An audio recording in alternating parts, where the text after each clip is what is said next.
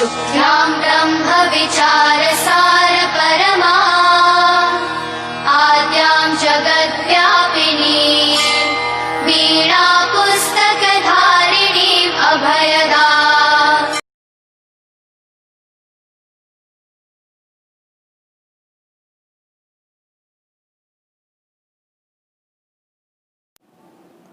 Hello everyone, welcome to my virtual classes. As all of you know that in the previous video we discussed about the first part of the lesson, the sound of music, about Evelyn. So there in the first part we completed till paragraph number 5. Today in this video we'll start from para 6 till the end. So last तक बने रहिए, last तक ये video को देखिए तो आपको ये जो पैसेज है, ये जो लेसन है, ये स्टोरी के बारे में आपको सही जानकारी मिलेगा। तो लास्ट तक ये वीडियो को जरूर देखिएगा। ओके, तो let's come to the contest कि इसमें क्या बता रहा है। पैराग्राफ नंबर 6 में क्या है कि it is intriguing to watch Evelyn function so effortlessly without hearing. It is intriguing, intriguing मतलब क्या होता है? Fascinating and curious. तो ये जो ऑडियंस है, ऑडियंस जब देखते हैं तो they become fascinated, they become curious. Audience become fascinated and curious क्यों होते हैं? कि Evelyn such a handicapped girl who is unable to hear the music through his ear, how can she so effortlessly perform so beautifully?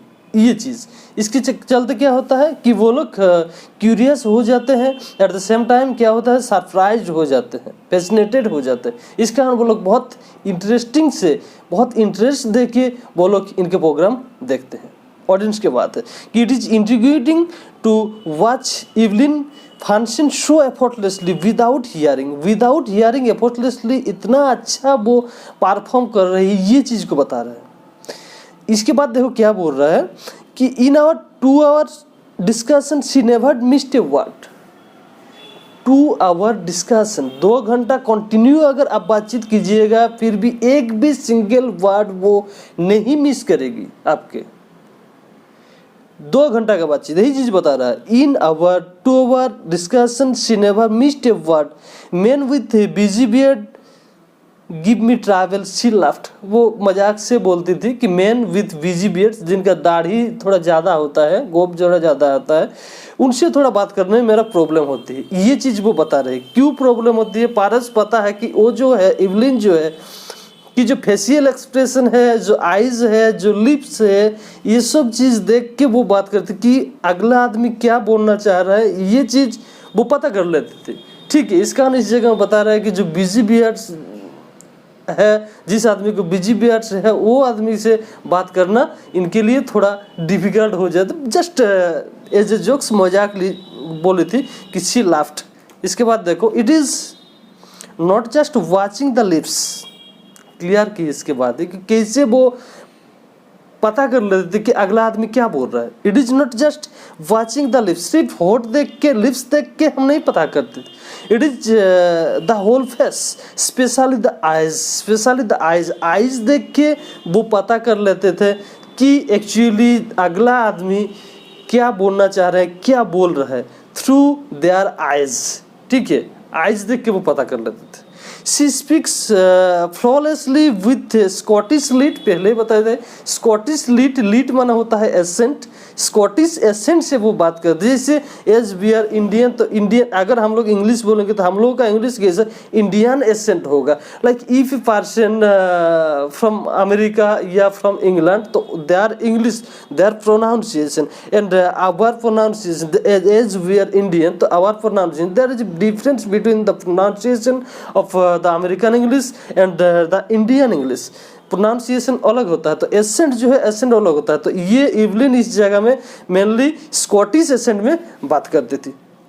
ठीक है, इसके बाद क्या है देखो, my speech is clear because I would या टिल आई वॉज 11। इस जगह में एक चीज़ क्लियर की है कि जो उनके स्पीच है, जो डेफ पर्सन होता है, डेफ पर्सन की स्पीच क्लियर नहीं होता है, लेकिन इस जगह पे इनका स्पीच क्लियर है। The reason behind it is कि टिल 11 ईयर्स ओल्ड, हम लोग 11 ईयर्स मान के ही चलेंगे, 8 ईयर्स में पता चल गया, फिर भी हम लोग मान के चलेंगे कि 11 ईयर्स में डॉक्टर के पास गए थे, उस समय से ज़्यादा प्रॉब्लम हो रही थी, तो तब तक इनको क्लियर सुना जाता था, ठीक है, ये बोल भी पाते थे सही से। इस कारण अभी भी जो बोलते हैं तो इनको किसी भी तरह का बोलने में प्रॉब्लम नहीं होता है। My speech is clear because I could hear till I was 11। जब 11 साल तक थी तब तक हमको सुनाई देता था, ये एक रीजन बता रहे हैं। She says but that doesn't explain how she manage to learn French and master basis Japan. तो जो जापानीज लैंग्वेज है और फ्रेंच लैंग्वेज है, हियरिंग एम्पायर्ड होने के बाद भी वो कैसे सीखे, ये चीज़ वो एक्सप्लेन नहीं किए थे या नहीं कर पाए थे। कैसे सीख लिया, how is it possible to learn the French language, to learn the Japanese language, as the both languages are new to her, and on the time she already lose her hearing power। जो hearing power है वो already खो चुके थे, उसके बाद भी वो जापानीज लैंग्वेज और फ्रेंच लैंग्वेज कैसे सीख गए, ये एक्सप्लेन वो नहीं किए थे, ठीक है। ये है 6th पैराग्राफ। 7th पैराग्राफ में देखो कि as for music she explain what is music according to her। She explained, as for music, it pours in through every part of my body, every part of my body, every part of our body you find the music।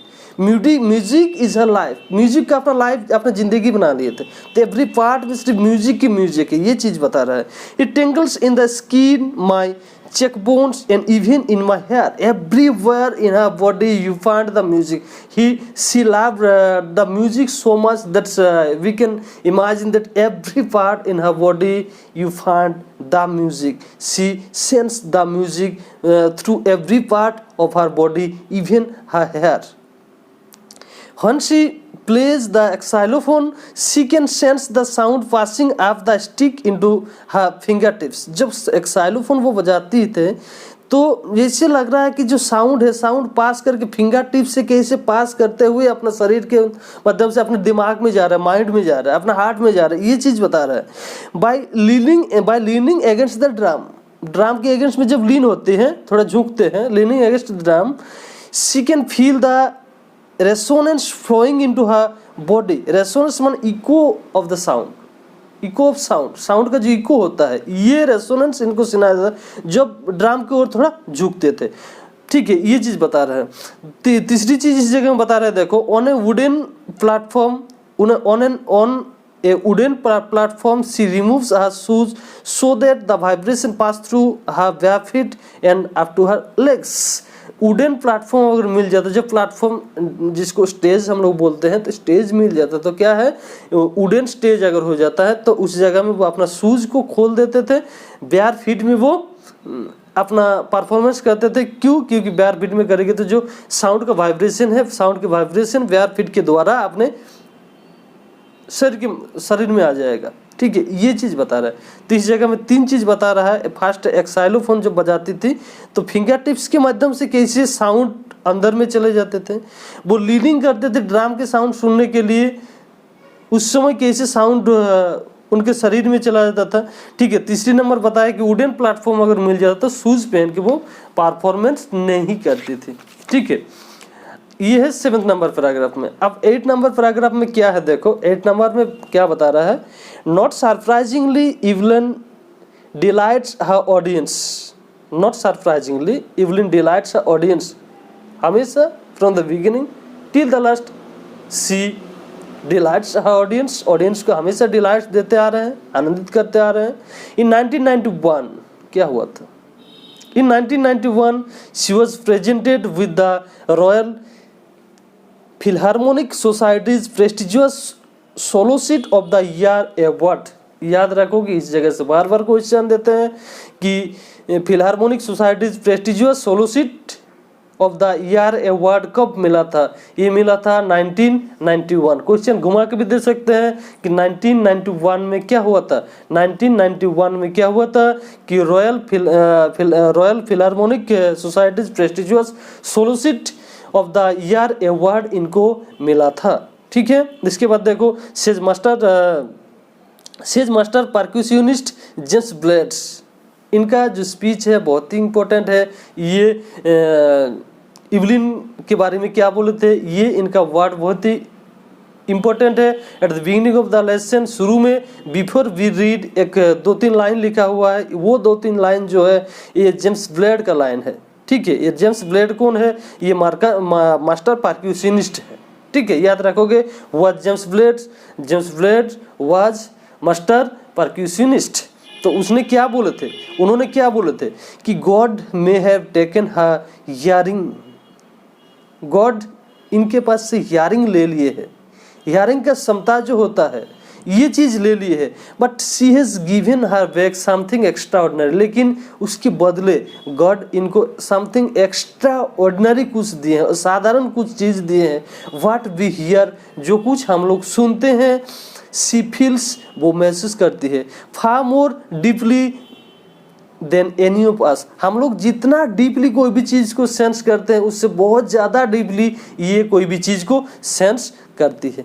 ठीक है, इसके बाद देखो क्या है, that is why she expresses music so beautifully, इस कारण वो म्यूजिक को इतना ब्यूटीफुली एक्सप्रेस कर पाती है। क्वेश्चन बार बार देता है why does she express music so beautifully, वो म्यूजिक को इतना सुंदर तरीके से कैसे एक्सप्रेस कर पाती है, कारण क्या है?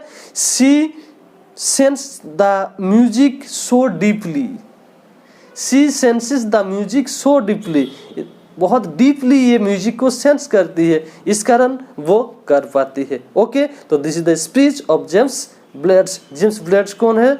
मास्टर परक्यूशनिस्ट है। Okay, clear. आप देखो पैराग्राफ नंबर 9 में क्या है? इवलिन कॉन्फेस करना, सच बोलना। Evelyn confesses that she is something of a workaholic किनको कहा जाता है? जो अपना काम करते हैं, काम बंद नहीं करते हैं, कभी अपना काम कंटिन्यू करते जाते हैं, जब काम बंद हो जाता है तो बहुत ज़्यादा दुखी हो जाता है, ये सबको वर्कहोलिक बोलते हैं। माने काम में ही अपने खुद को हमेशा बिजी रखना है। तो इसमें क्या है कि a person who finds it difficult to stop working. ठीक है, तो इवलिन कॉन्फेस किए थे कि वो एक वर्कहोलिक थी। I have just got to work, मैं हमेशा चाहते थे कि मैं काम में खुद को बिजी रखूं। I want to keep myself busy in work, that's why she is told as workaholic. Not the other person told workaholic, but she herself told as workaholic. ठीक है, और इसके बाद क्या है देखो, I have just got to work open harder than classical musician. All of you know that जो classical musicians है आई थिंक सबसे हार्ड वर्क करते हैं, सबसे हार्ड वर्क है क्लासिकल म्यूजिक। तो क्लासिकल म्यूजिशियन जितना लेबर देते हैं, जितना हार्ड वर्क करते हैं, जितना मेहनत करते हैं, ये इवलिन है जो ये उन लोगों से भी ज़्यादा मेहनत करती थी, ये उन्हीं का कहना है। ठीक है, ये चीज़ बता रहा है कि even harder than the classical musicians. इसके बाद क्या है देखो, but the rewards are enormous. तो जितना ज़्यादा लेबर करेगी, जितना ज़्यादा हार्ड वर्क करेगी, उतना अच्छा गिफ्ट मिलेगा, उतना अच्छा। इस जगह में गिफ्ट भी आया था, रिवॉर्ड्स भी आया था, तो इस जगह में बता रहा है but the rewards are enormous. जो रिवॉर्ड्स था, जो अवार्ड्स था, जो पुरस्कार था, ये एनॉर्मस था। एनॉर्मस माने ह्यूज होता है, एनॉर्मस माने इस जगह में बिग भी होता है। तो बिग या ह्यूज माने बहुत ज़्यादा क्वांटिटी में आया था। Apart from the regular concerts माने क्या होता है? कॉन्सर्ट माने होता है म्यूजिकल प्रोग्राम। ठीक है, तो apart from the music regular concert, regular जो म्यूजिकल प्रोग्राम होता है, ये म्यूजिकल प्रोग्राम तो वो हमेशा करती ही रहती है। तो वो छोड़ के भी अपार्ट फ्रॉम द, वो छोड़ के भी क्या करती है? Apart from the regular concerts, Evelyn also gives free concerts in prison and hospitals. तो फ्री कॉन्सर्ट्स भी वो बहुत सारा किए थे, फ्री बहुत सारा म्यूजिकल प्रोग्राम वो किए थे। कहाँ पर? Basically in prison and in hospitals और प्रिजन में ये ज़्यादा फ्री कॉन्सर्ट्स करती थी। ठीक है, क्वेश्चन बार बार देता है कि फ्री कॉन्सर्ट्स वो कहाँ पर करती थी? तो कहाँ पर? प्रिजन और hospital. Also gives free concerts in prison और hospital. She also gives high priority to classes for young musicians, बहुत ज़्यादा प्रियोरिटी देते थे यंग म्यूजिशियंस जो है, जो एस्पायरिंग म्यूजिशियन है। एस्पायरिंग पहले ही बोले थे, फर्स्ट जो वीडियो बनाए थे उसमें एस्पायरिंग कि who want to be musician in future time, जो कि प्रैक्टिस करते हैं म्यूजिशियन बनने के लिए, उसको एस्पायरिंग म्यूजिशियन बोलते हैं। तो यंग एस्पायरिंग म्यूजिशियन जो है वो सबको हमेशा वो मेहनत करती थी वो सबको म्यूजिशियन बनाने के लिए। वही चीज़ बता रहा है कि she also gives high priority to classes for young musicians enriching of the Beethoven Fund for Deaf Children says। इस जगह में एक कैरेक्टर है एन रिचलिन कौन थे? बेथोवेन फंड ऑफ डेफ चिल्ड्रेन। तो बेथोवेन जो फंड है डेफ चिल्ड्रेन के उस चीज़ में काम करते थे। वो क्या बोले थे? She's a shining inspiration for deaf children. Deaf children के लिए एक शाइनिंग इंस्पायरेशन है। Be got inspiration from a lot of person. तो इस जगह में डेफ चिल्ड्रन के लिए एक शाइनिंग इंस्पायरेशन के रूप में काम कर रहा है जो है हमारे इवलिन। क्यों?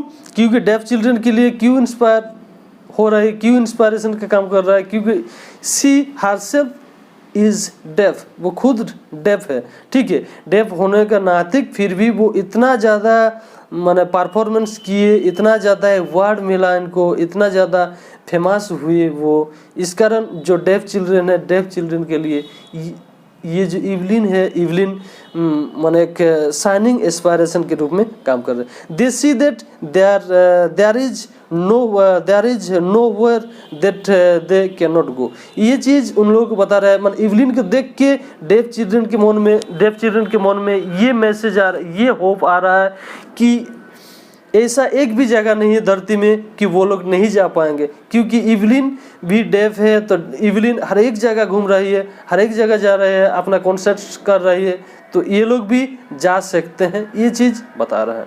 लास्ट पैराग्राफ है। लास्ट पैराग्राफ में क्या है देखो, Evelyn Glennie has already accomplished more than most people twice her age. तो इवलिन ग्लेनिस जो है कि हैज ऑलरेडी अकम्प्लिश्ड माने achieved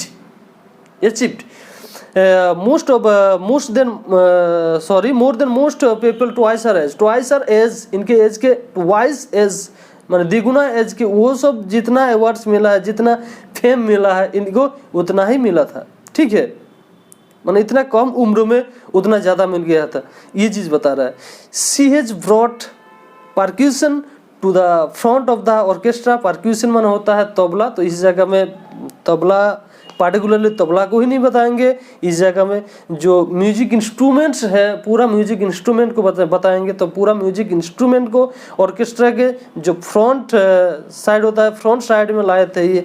she has brought percussion to the front of the orchestra and demonstrated that it can be very moving. ये चीज़ demonstrate किए थे कि it can be very moving, ये चीज़ बता रहा है। She has given inspiration, basically it's a message towards the readers कि क्या बता रहा है कि she has given inspiration to those. वो इंस्पायरेशन दिए थे टू दोज, वो सब आदमी को हु आर हैंडीकैप्ड, जो रियली हैंडीकैप्ड है वो सब आदमी को ये बहुत ज़्यादा इंस्पायरेशन दिए थे। क्यों? क्योंकि ये खुद एक हैंडीकैप्ड थी। तो those who are handicapped people who look to her and say. तो पीपल इनको देखते थे और बोलते थे, people who look to her and say if she can do it. अगर वो ये कर पाएगी, अगर इवलिन ये कर पाएगी, if Evelyn can do it, if she can do it, I can, मैं भी कर पाऊंगा। तो such type of inspiration came from Evelyn, as she was totally hearing impaired girl, and as she gathered so many rewards, so many awards and fame worldwide. So that's why all the people thinks that, all the people keep them such type of in determination that they can do everything. And not at least she has given enormous pleasure to millions. माने और एक चीज़ कि एक तो inspiration मिलता है, साथ साथ में क्या है कि मिलियंस पीपल को ये प्लेजर एनर्मस प्लेजर देते थे, ह्यूज प्लेजर देते थे, बहुत ज़्यादा प्लेजर, लॉट ऑफ प्लेजर देते थे।